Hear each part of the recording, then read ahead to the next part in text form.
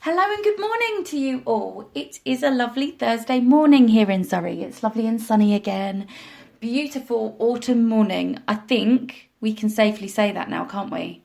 I don't think it's summer anymore because the conkers are out. They were all over the path this morning on the way to preschool. And I don't know whether this would be a good idea, but I would really like to teach baby Blue how to play conkers. Now, is that wise? I'd love to know your thoughts. Is it wise to give a nearly 4-year-old a potential weapon?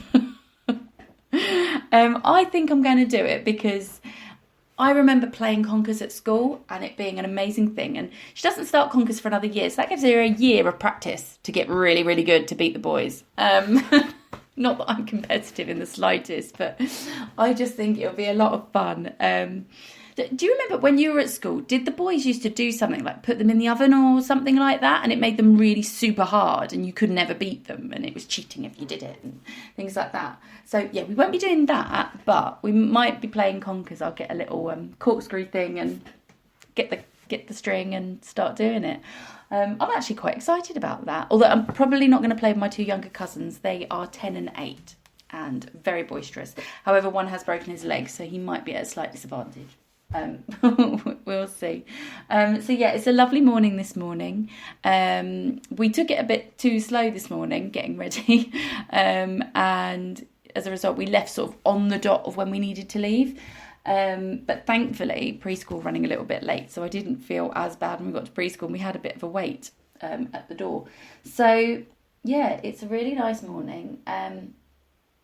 And I was sort of scrolling through Instagram and I discovered this morning a really lovely page that I wanted to talk about. It was a page that has been set up by somebody in inspiration of their brother who has cerebral palsy. And they are inspired by his love and the fact that he just oozes kindness and positivity and all of this wonderful, wonderful stuff, and the amazement that they have just for him and his strength.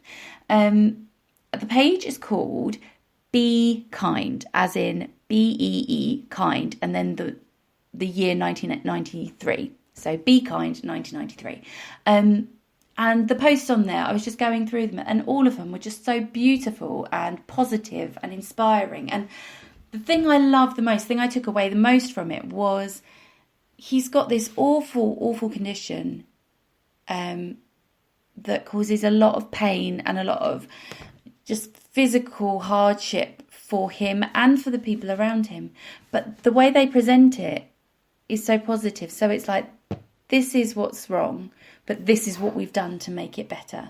This is what we've done to make him smile at the end of the day. And some of the lovely, lovely stories were just so amazing. And they've even said themselves on it, they don't find him inspirational because he's got cerebral palsy.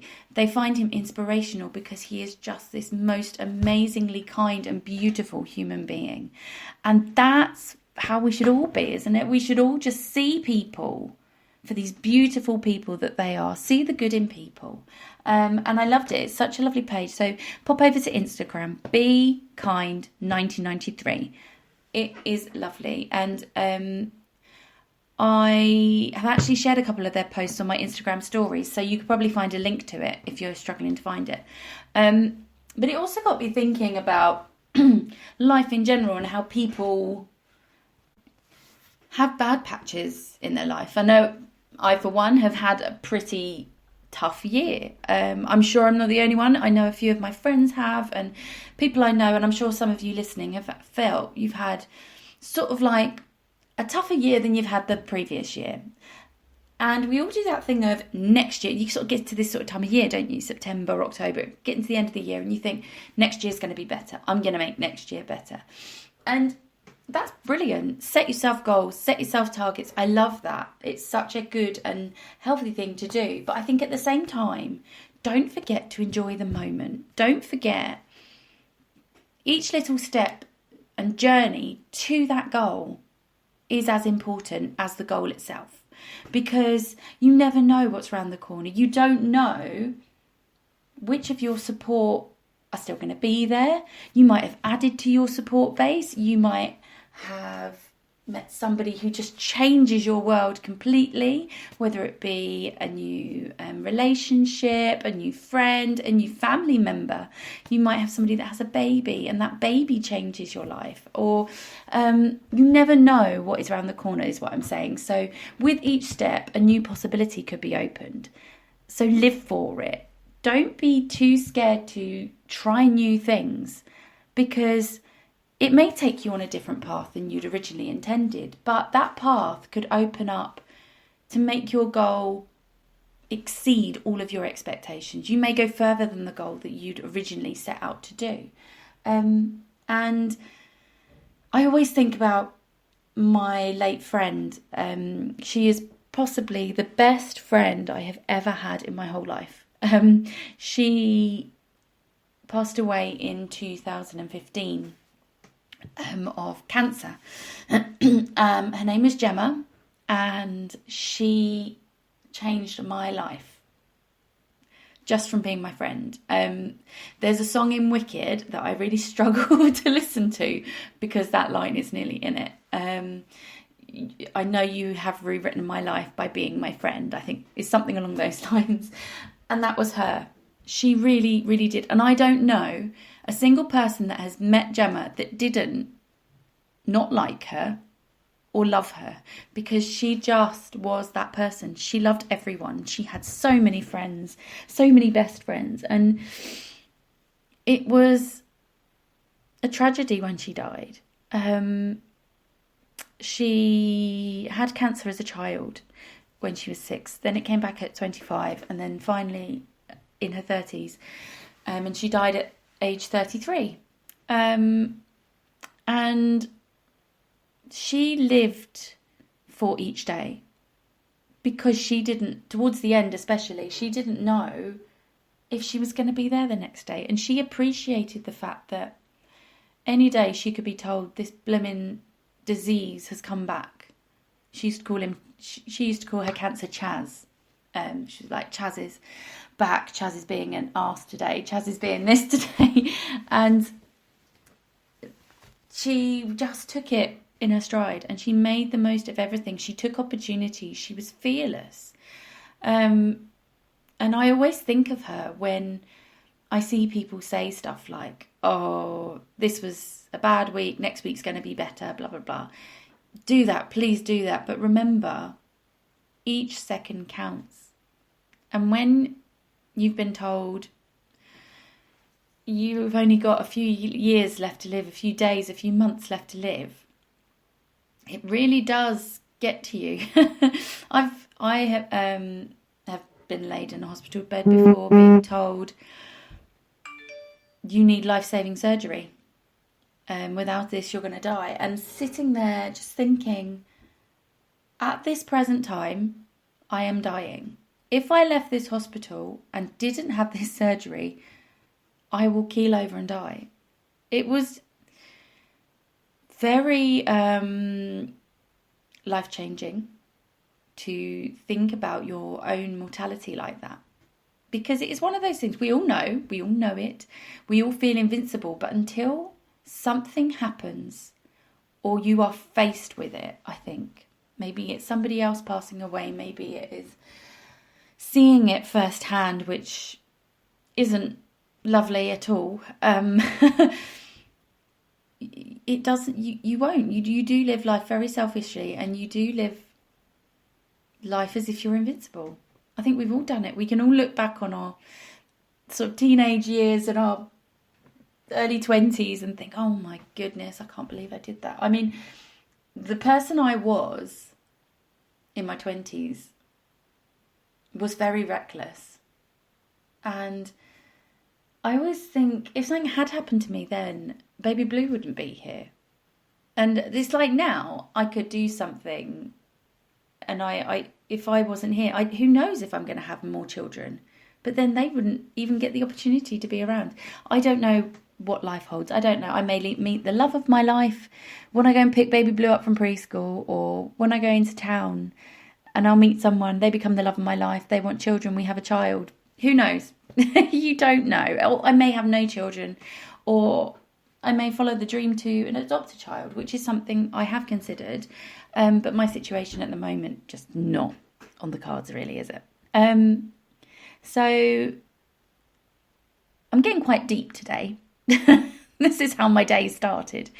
But what I will say to you is, if things are rubbish right now, and you feel, even if you can't get out of bed, you can't do this, you can't do that, for whatever reason, there will be positives. There will be something positive. And if there isn't, do something positive for that moment. So whether that is getting out of bed and making a cup of tea, getting up and having a nice long shower, getting up, turning the shower on and singing at the top of your lungs and just enjoying what you are doing and that moment. If it's raining and you want sunshine, go and dance in the rain. Find the positive in it. It's really fun to dance in the rain. I've done it. I've danced in a thunderstorm. That was I'm normally scared of thunderstorms, and it was so exhilarating. There will always be a positive. There will always be something you can do in the moment to make it better. So for me right now, I just dropped baby Blue off. I've got some time to myself, so I'm doing my podcast. And once I finish my podcast, I'm probably going to make myself a nice cup of tea because I've not had one yet. And then maybe watch some TV and just get some me time while she's at preschool. That's me doing something for the moment. I've got lots of things I do need to do and lots of important, boring adult stuff. And I've got lots of worries and concerns and anxieties. But right now, I've got an opportunity to just sit quietly and do stuff for me, which is at the moment what I need. I've mentioned before, I am currently been diagnosed with PTSD, and I've been seeing an outreach worker, and we've sort of looked at my situation. We did this star thing yesterday. So we looked at how my life was back before I left baby Blue's dad, and we looked at my life today, and we saw the change. It's been quite considerable, but the only part that hadn't sort of gone right up to brilliant was how I looked after myself. Looking after baby Blue, everything was pretty much a 10, a 9, an 8, 9 or a 10. So all of that sort of stuff, all her development and things just rocketed as soon as we left. The thing I need to concentrate on is myself. I'm very good at looking after others and putting my own feelings aside. So this me time, although there might be some of you thinking, oh goodness, why don't you do this? You need to do that. You need to be doing this. And don't worry, my conscience and my head is telling me that. It's saying, oh my God, you've got all this stuff to do. You can't sit down and have a cup of tea and watch TV.